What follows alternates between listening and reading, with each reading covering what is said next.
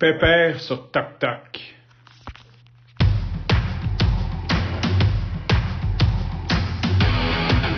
Il aime le code. Il faut que la communication soit codée, mais de façon claire et transparente. La rigidité, c'est pas pour lui. Mon nom est Francis Parent-Valquette et vous écoutez le Sandro Show. Mais le plus important, c'est qu'il est bélier. Depuis quelques années, en fait, je sais pas ça fait exactement combien de temps, il y a une application, un réseau social et non un réseau social, qui s'appelle TikTok. Donc, en gros, les gens vont là-dessus, font des courtes vidéos et l'idée, c'est que quand tu arrives sur TikTok, c'est TikTok qui te pousse le contenu. Donc, c'est pas contrairement à Facebook, Instagram, que tu suis des gens puis que tu vois leur contenu puis que eux essaient de déterminer à partir de ceux que tu suis quel contenu t'envoyer. TikTok ont comme un peu révolutionné ce côté-là dans le sens que tu arrives sur la plateforme. Puis là, ça fait comme j'ai très peu utilisé, fait que j'en parle pas tant en connaissance de cause, mais en gros, c'est lui qui te pousse du contenu, puis il détecte par la façon que tu interagis avec ce contenu-là ce que tu aimes, et il t'en pousse de plus en plus. Ce que ça fait, c'est que tu reçois une dose de cheap thrill, de contenu très facile à digérer, quelques secondes, quelques minutes, très intéressante qui t'intéresse, qui, selon moi, parfois, donne pas grand-chose, c'est du divertissement rapide et cette plateforme te nourrit de plein de vidéos. Et c'est très insidieux comme plateforme parce que quand tu commences à regarder ça, tu peux sincèrement passer des heures à regarder des vidéos de 30 secondes, une minute parce que, ben justement, c'est un peu comme aller au Dollarama. Tu sais, quand tu vas au Dollarama puis que tout est $1, maintenant, c'est plus ça, là, c'est plus comme tout est $5, mais peu importe, tu as l'impression d'avoir un gros pouvoir d'achat. Quand tu arrives tu sais, même le Walmart est bon pour ça. Tu sais, quand tu arrives au Walmart puis il y a une lampe qui a de l'air cheap, mais qui est cute, à 25$, tu sais, tu peux te la permettre. Donc, ça devient insidieux parce que tu vas surconsommer en te disant que tu peux te le permettre. Même chose pour le Dollarama.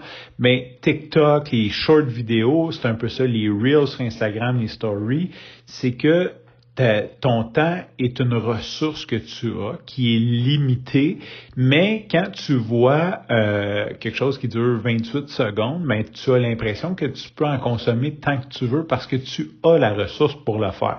C'est comme si tu devenais riche en temps et en quantité de contenu que tu peux consommer. Bien sûr, si je te dis que mon podcast dure 2h30, tu vas peut-être pas faire « Ah, ben je vais l'écouter ». Tu vas prendre une décision un peu plus éclairée. Tu vas sélectionner ce que tu vas écouter, tandis que quand c'est instantané comme ça, tu peux l'écouter. C'est une brève introduction de ma vision de qu'est-ce qu'est TikTok aujourd'hui. Et ce qui est vraiment cool, c'est que je ne suis pas sur TikTok. En fait, peut-être que je mens parce que là, il va falloir que je m'abonne pour aller voir de quoi je parle aujourd'hui. Mais je vis avec des jeunes, donc j'ai 2 enfants. Ma fille est pas encore adolescente, mais elle a beaucoup d'intérêt. Elle n'est pas encore sur TikTok, mais ses amis le sont. C'est une question de semaine, je dirais, avant qu'elle le soit. Et elle comprend tout. Beaucoup des créateurs, eux, de TikTok vont mettre leur création sur Google. Pas sur Google, ça appartient à Google, mais sur YouTube. Donc, tu as YouTube Short qui est un peu le même principe. Donc, mes enfants sont quand même exposés à ce type de contenu-là. Et ma fille est très girly. En tout cas, elle a son style, mais là-dedans, elle est très girly, donc elle comprend les trends, puis c'est quoi qui est hot, puis c'est quoi présentement. Comme tu peux pas mettre un emoji qui sourit sur ta story, ça c'est vraiment boomer, tu sais. Et je sors avec une fille qui est 5 ans plus jeune que moi, et je crois qu'il y a pas... Il y a l'âge, tu sais, on est peut-être sa ligne, mais je pense qu'il y a plus que l'âge, il y a plus ce côté intérêt peut-être où investir son temps, où elle aime ce type de divertissement-là, et je n'ai absolument rien contre ça, by the way. Versus moi, ça m'intéresse moins. Je vais plus essayer de concentrer mon temps à écouter un long form, un Tim Ferriss de 2 heures, où ce que je vais aller réfléchir, penser, voir les façons de vivre différemment. Peut-être un petit peu plus profond comme contenu, tu sais, j'aime peut-être plus ça. C'est sûr que quand c'est pas toutes les semaines que je peux me permettre d'écouter ça, fait que tu sais, j'en profite quand je peux. Fait que tout ça pour dire qu'on a peut-être des intérêts différents. Donc ma blonde est beaucoup plus proche des valeurs, je dirais, des jeunes d'aujourd'hui, et elle connaît toutes les trends, les danses, incapable de le faire sur le téléphone, tu sais. Tandis que moi, ben, j'étais un petit peu boomer là-dessus. Puis pour donner un exemple, quand j'ai mis la photo de moi et de ma blonde sur Facebook, là, il y a plein de commentaires, puis ma blonde a écrit genre « Best couple goal ever ». Goal comme but en anglais, G-O-A-L. Puis là, je lisais ça, j'étais comme c'est pas un goal, genre on est un couple, je ne comprenais absolument rien de qu'est-ce que ça voulait dire. J'étais comme c'est-tu l'auto-complete qui s'est trompé? Fait que comme j'ai dit quoi ce best couple goal, genre c'est ton but, genre je comprends pas. Elle dit non, elle dit tu comprends pas, c'est un trend sur TikTok. Puis là je suis comme ah, OK. Fait que là, elle dit, parce que ma fille aime beaucoup dire que ma blonde est cool, puis que moi, je suis boomer parce que je comprends pas ça. By the way, c'est vrai que je connais pas les trends de TikTok. Je suis vraiment pas là dans ma vie. Mais par contre, keep talking.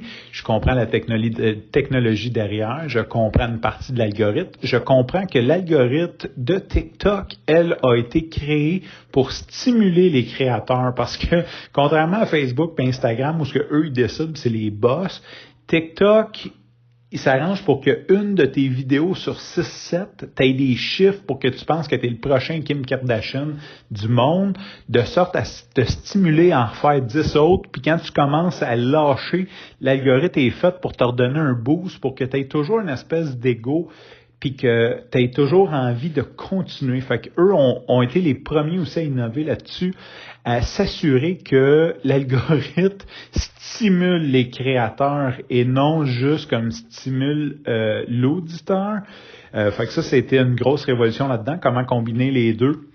Je comprends aussi le contexte sociopolitique de la Chine et les intentions derrière le Parti communiste chinois d'utiliser TikTok comme outil d'espionnage et de contrôle de médias. D'ailleurs, si ça vous intéresse, là, c'est quand même fou. Ça a fait comme une espèce de scandale, puis les complotistes criaient genre à la censure et tout quand les États-Unis voulaient bloquer TikTok. Mais c'est beaucoup plus creux que ça. Présentement, ce qui est en train de se passer, c'est que les jeunes de 18 à 35 ans utilisent quasi TikTok comme seule source d'information, et l'algorithme est prouvé d'être contrôlé selon des messages. Tu ne peux pas trouver aucun message sur TikTok, aucune vidéo ne sera présentée qui parle contre le parti politique chinois communiste et contre tout ce qui va contre les intérêts de la Chine. C'est quand même grave, là. Et ça, c'est prouvé, là. C'est pas des oui-dire de complotistes. Donc, présentement, cette plateforme-là est en train de bypasser les lois qu'on a mis en place après la Deuxième Guerre mondiale, parce que, dans le fond, c'est chiant là, le CRTC ici, mais le CRTC s'assure que personne ne prenne le monopole des médias, de sorte à ce que tu ne puisses pas avoir une seule idéologie dans les médias qui est propagée, qu'il y ait quand même une certaine balance d'idéologie ou de façon de penser, et non comme moi je détiens 90% du pouvoir puis je vais juste dire ce qui est bon pour moi, pour ma business, et c'est en train d'être inversé. Fait que je comprends aussi cette partie-là, mais c'est vrai que le best couple goal, qui de façon sémantique n'est même pas un mot, ne veut absolument rien dire. C'est vrai que je le connais pas. Fait que tout ça pour dire que je me sens un petit peu des fois pas dépassé, parce que je l'assume. Écoute, mon temps a été une certaine époque, puis je comprends que mes parents comprenaient pas, puis je pense que, contrairement à mes parents avaient une certaine frustration de ne pas comprendre.